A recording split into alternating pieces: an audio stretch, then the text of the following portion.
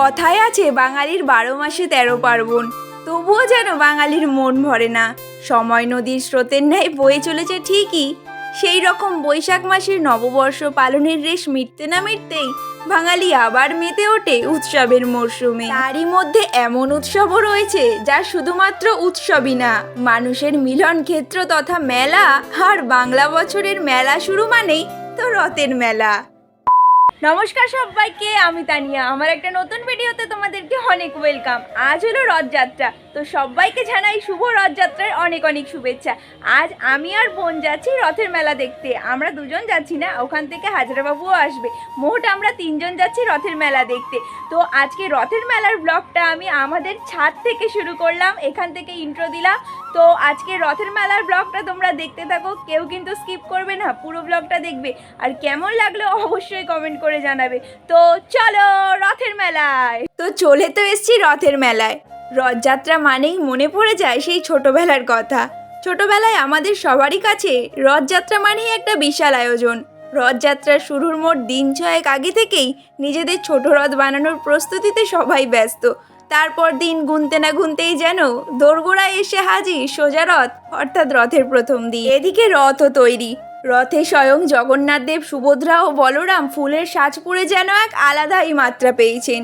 সকাল থেকে রথের দড়িতে টান দেওয়ার জন্য উন্মাদনার শেষ ছিল না। বিকাল গড়ার সাথে সাথে গড়াতো রথের চাকাও, এবং সেই সঙ্গে তালে তাল মিলিয়ে ছুটত আমাদের শৈশবে জগন্নাথ দেবকে মাসির বাড়ি পৌঁছে দিয়ে মন চলে যেত মেলা প্রাঙ্গণে। রথের মেলা মানেই পাঁপড় থেকে শুরু করে জিলাপি, হরেক মাল 10 টাকা, রান্নাবাটি, নানা রকম চাবির রিং, এগুলো ছাড়া রথের মেলা ভাবা যে বেশ মুশকিল। আর এই জিনিসগুলোই বাঙালিদেরকে নস্টালজিক করে তোলে আজও। আর আমি সাথে করে নিয়ে গেছি একজন যন্তরকে। বাপরে বাপ, তার কি বায়না, যেই দোকানেই যাচ্ছে, এ দিদি আমাকে এটা কিনে দে, হে দিদি আমাকে ওটা কিনে দে। আমি বলি ঠিক আছে নে। আগে রথের মেলায় জিনিসের অনেক কম দাম ছিল, মন চাইলে সব কিছু নেওয়া যেত। কিন্তু এখন যুগের সাথে সাথে তাল মিলিয়ে জিনিসের দাম আকাশ ছোঁয়া, 7কে 17 দাম নেয়। কোনো জিনিস যেন হাত দেওয়াই যায় না। আর এই মেলাটা হলো বেহালা শখের বাজারে। যারা বেহালাবাসী তারা নিশ্চয়ই জানবে, যেখানে চণ্ডী মন্দির ছিল, চণ্ডী মন্দিরের মাঠটা, ওই মাঠের মধ্যে এই রথের মেলাটা বসেছে। এই দোকানটায় এত সুন্দর সুন্দর গলার হার, কানের দুল পাওয়া যাচ্ছে, তার সাথে চাবির রিং, মানে চোখ ফেরানোই যাচ্ছে না। তাই আমার বোন মন চাইতে সব কিছু নিয়ে নিচ্ছে, দেখো না। অনেক কিছু জিনিস কেনাকাটি হয়ে গেছে, চলো এবার কিছু একটু খাওয়া যাক। বাড়িতে নানান রকম পাঁপড় ভাজা খেলেও রথযাত্রার সময় ধুলোর প্রলেপ লাগা পাঁপড় ভাজা ছাড়া যেন ঠিক জমে না এই রথের মেলাটা, তাই না? তোমরাই বলো তো। এদিকে রথের মেলা মানে সকাল থেকে স্টলে ভাজতে থাকা জিলাপি নিয়ে বাড়িতে ঢোকা। এক কথায় মানতেই হয়, মেলার জিলাপি যেন বাঙালির রসনা তৃপ্তিতে জুড়ি মেলা ভার। বেশ অনেক দিন পর মেলায় গিয়ে নিজের চোখের সামনে এত সুন্দর জিলাপি বানানো দেখলাম, মনটা যেন ভালো হয়ে গেল আলাদাই। আর এই মেলার দোকানের খাবারগুলো তোমাদের কার কার ভালো লাগে অবশ্যই কমেন্ট করে জানিও। এত সুন্দর কড়মড়ে কড়মড়ে কটকটি, গজা, কত রকম খাবার, তাই না? গরম গরম জিলাপি ভাজা দেখে আমাদের তো ভীষণ লোভ হলো। তাই আমরা বাড়ির জন্য আর ওখানে রথের মেলায় খাওয়ার জন্য একটু জিলাপি কিনে নিলাম। আর মেলায় ঘুরতে গেছো, এত সুন্দর চড়ার জিনিসগুলো দেখবে না, সেটা কি কখনো হয়? বেশ অনেক দিন পর আমি মেলায় গেছি, তাও আবার প্রায় অনেকটা বছর পর। বড্ড ভালো লাগছে মনটা।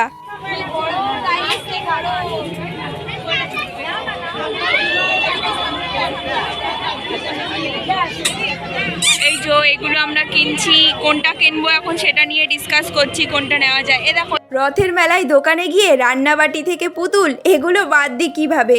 কিংবা সেই প্লাস্টিকের খেলনা গাড়ির জন্য বাচ্চাদের যে বায়না, খেলনার দোকানের সামনে বাচ্চাদের ভিড়।